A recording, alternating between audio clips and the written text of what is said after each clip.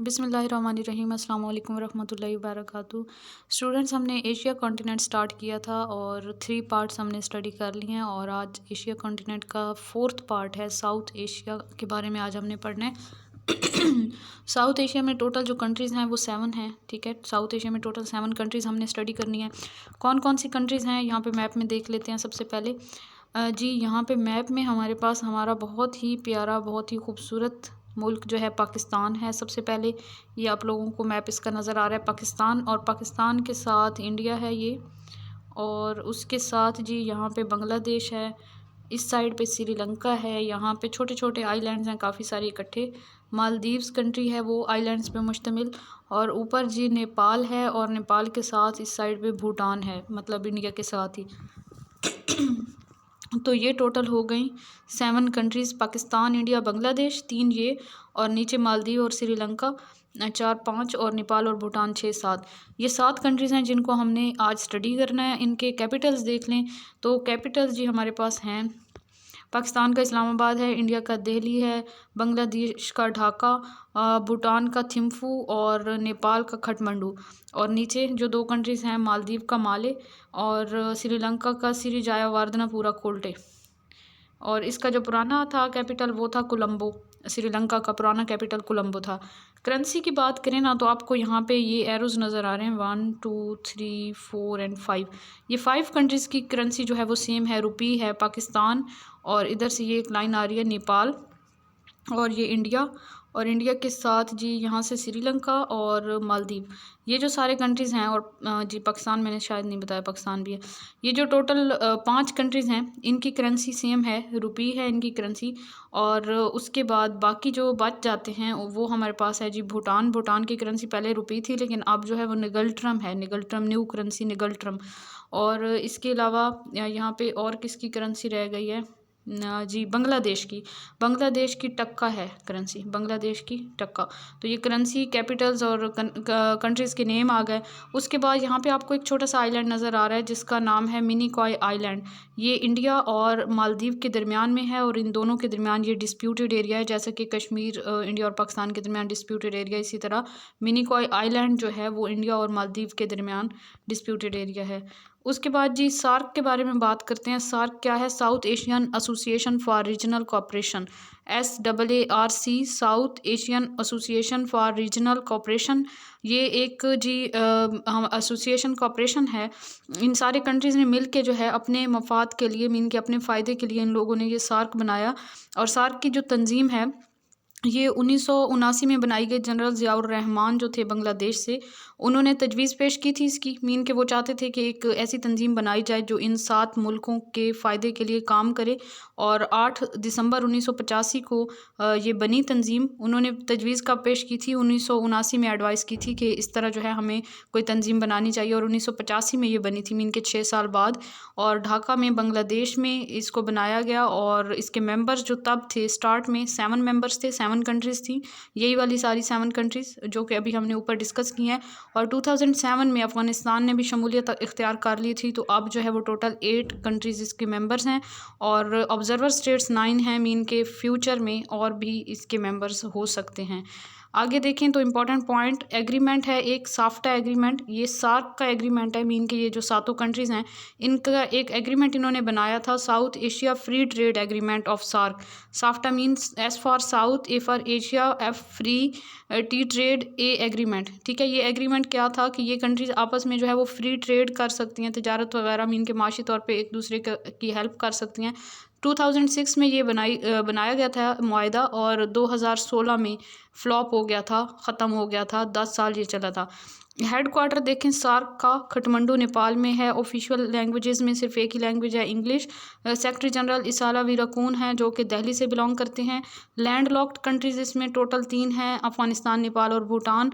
मुस्लिम countries Afghanistan, Pakistan, Bangladesh और मालदीव 4 मुस्लिम countries हैं। बाकी सबके नेम लाजमी याद करने हैं नॉन मुस्लिम्स के कि वो कौन कौन सी हैं सार्क के अंदर। ठीक है, उसके बाद जी आइलैंड कंट्रीज़ श्रीलंका और मालदीव हैं। और smallest Muslim country by area कौन सी है? ये यहाँ तक सार्क की बात कंप्लीट हो गई। सार्क के इंपॉर्टेंट पॉइंट यहाँ तक हमने स्टडी कर लिया। और सार्क एक बहुत ही इम्पॉर्टेंट ऑर्गेनाइजेशन है। इसके बारे में लाजमी ये चीज़ें याद करें, ये पेपर पॉइंट ऑफ व्यू से भी और इंटरव्यू के पॉइंट ऑफ व्यू से भी। ये सारी कंट्रीज़, ये जो सातों कंट्रीज़ हैं, इनके बारे में काफ़ी ज़्यादा क्वेश्चन आते हैं। तो आज का लेक्चर आप लोगों के लिए वैसे भी बहुत ज़्यादा इंपॉर्टेंट है, बाकी लेक्चर से हट के इंपॉर्टेंट है, ठीक है। तो इसको अच्छे से प्रिपेयर करें। Smallest country by area, smallest Muslim country by area पूरी दुनिया में मालदीव है, और largest Muslim country by area Kazakhstan है, और largest Muslim country by population जो है वो इंडोनेशिया है। तो ये आप लोगों ने ये भी इसके साथ ही याद कर लेने इंपॉर्टेंट पॉइंट। फिर जी फिजिकल मैप की बात करें तो बेसिकली हम इंडिया में देखेंगे कुछ इंपॉर्टेंट हैं ऐसी चीज़ें जो कि पेपर पॉइंट ऑफ व्यू से इंपॉर्टेंट हैं। तो यहाँ पे हम देखें तो एक तो ये रेड कलर की जो लाइंस आप लोगों को नज़र आ रही हैं, एक ये वाली जो इस साइड से आ रही है ये ब्रह्मपुत्रा रिवर है, और एक रेड कलर की लाइन इस साइड से नेपाल में से गुजर कर इंडिया में से गुजर रही है, और फिर बांग्लादेश में से गुजर कर आगे चली गई है, और आगे बे ऑफ बंगाल में जाके जो है ये दरिया गिर जाता है। ये है गैंग्स रिवर, मीन के दरिया गंगा, और ये कहाँ कहाँ से गुजरा है, नेपाल, इंडिया, बांग्लादेश, और फिर जाके बे ऑफ बंगाल में गिर गया। बे क्या चीज़ होती है, ये वाटर जब अर्थ की साइड पे आया हुआ होता है तो एक बड़ा जो एक बड़ी सी मीन के अंदर की तरफ से एक बन जाता है इस साइड, इस टाइप का, जैसे हमने पीछे भी मैंने आप लोगों को एक लेक्चर में बताया था बे बाइट वगैरह के डिफरेंस के बारे में, तो याद होगा आप लोगों को।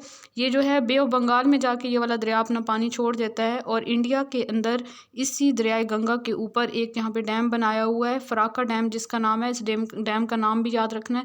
और एक रेड लाइन यहाँ से आ रही है जो कि यमुना रिवर है, दरिया जमुना जिसको उर्दू में कहते हैं, दरिया जमुना, गंगा और जमुना पढ़ा होगा छोटी क्लासेस में।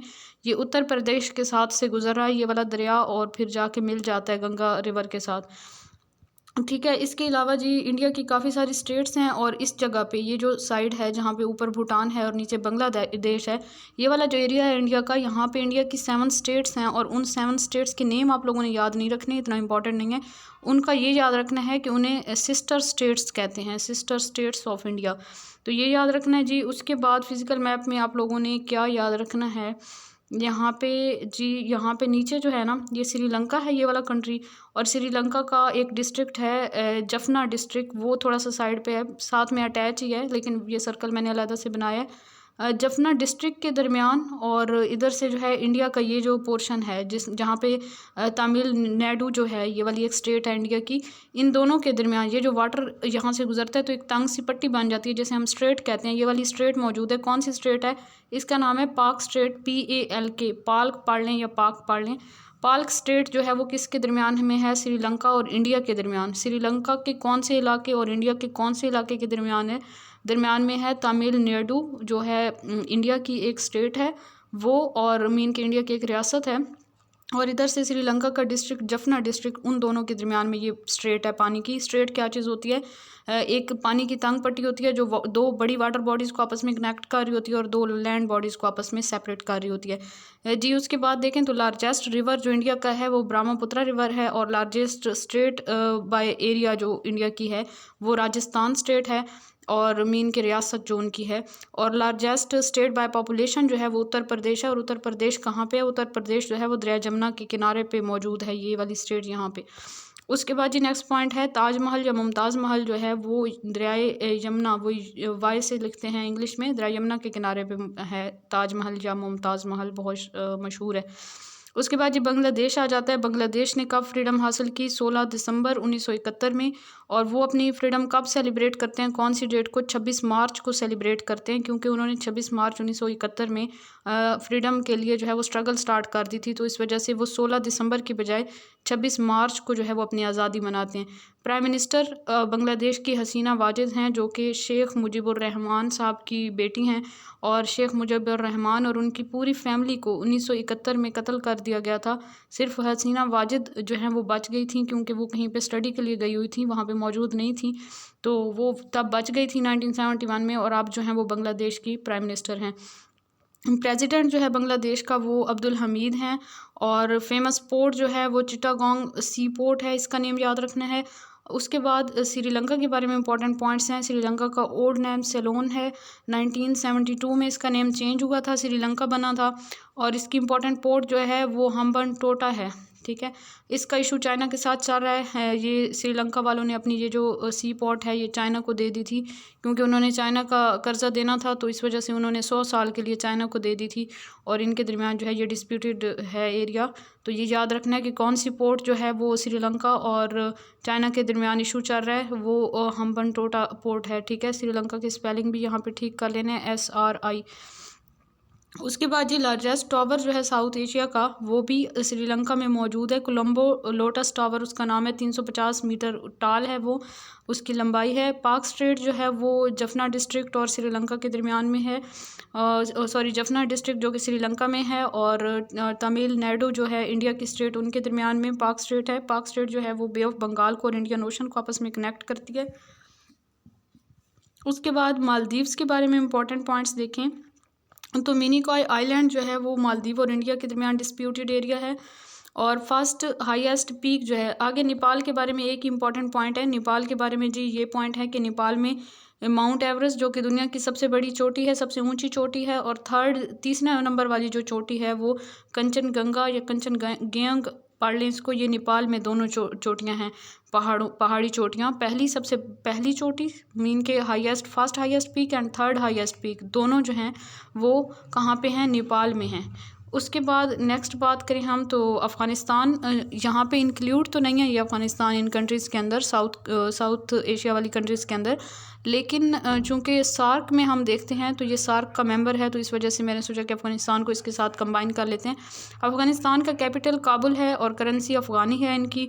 फाउंडर अहमद शाह दुरानी था जिसने अफ़गानिस्तान को बनाया, और उसने जो है थर्ड वार 1761 में पानीपत की तीसरी जंग भी लड़ी थी मरहटों के ख़िलाफ़। और नेशनल पोएट उनका खुशहाल खान खटक है जो कि अकोड़ा खटक से है, अकोड़ा खटक ये उनकी जगह का नाम है। एजुकेशनल पॉलिसी मेकर जो है उनका, उसका नाम इकबाल है, और इन्होंने 19 अगस्त 1919 में आज़ादी हासिल की थी अफ़गानिस्तान ने।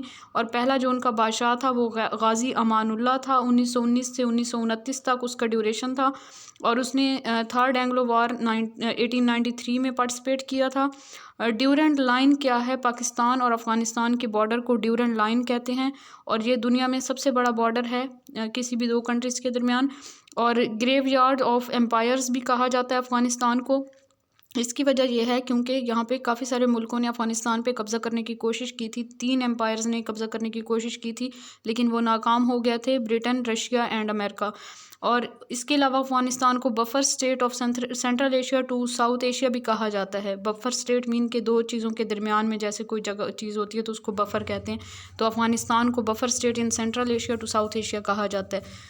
ये जी हमारा आज का छोटा सा लेक्चर था। आई होप आप लोगों को बहुत कुछ सीखने का मौका मिला होगा। इन पॉइंट्स को आप लोग नोट कर लिया करें और इनको अच्छे से याद किया करें। और जब आप साथ साथ याद करते हैं ना, तो इसके अलावा भी वीकेंड पे जब आपका टेस्ट होता है तो तब दोबारा से बहुत अच्छे से रिवाइज़ भी किया करें। चीज़ें तब अच्छे से और ज़्यादा देर तक आपके माइंड में रहते हैं जब आप उनको बार बार रिपीट करते हैं। एक रिपीटेशन और दूसरा कंसिस्टेंसी, ये जो दो बातें हैं ना, ये आप लोगों को ज़िंदगी में कामयाब करवा सकती हैं। तो आप लोग जो है मेहनत करना ना छोड़ा करें, और जो चीज़ आप पढ़ते हैं कुछ कुछ अरसे बाद जो है उसको रिवाइज़ लाजमी किया करें। और मेरी कोशिश है कि इंशाल्लाह ताला हम सिलेबस जल्दी कवर कर लेंगे, तो फिर आपके जो है ना ज़्यादा से ज़्यादा सिलेबस के भी मैं टेस्ट ले लूँगी ताकि रिवीजन हो जाए। जी अपना बहुत सारा ख्याल रखिए, दुआ में याद रखिए। जज़ाकल्लाहु खैर, अल्लाह हाफ़िज़।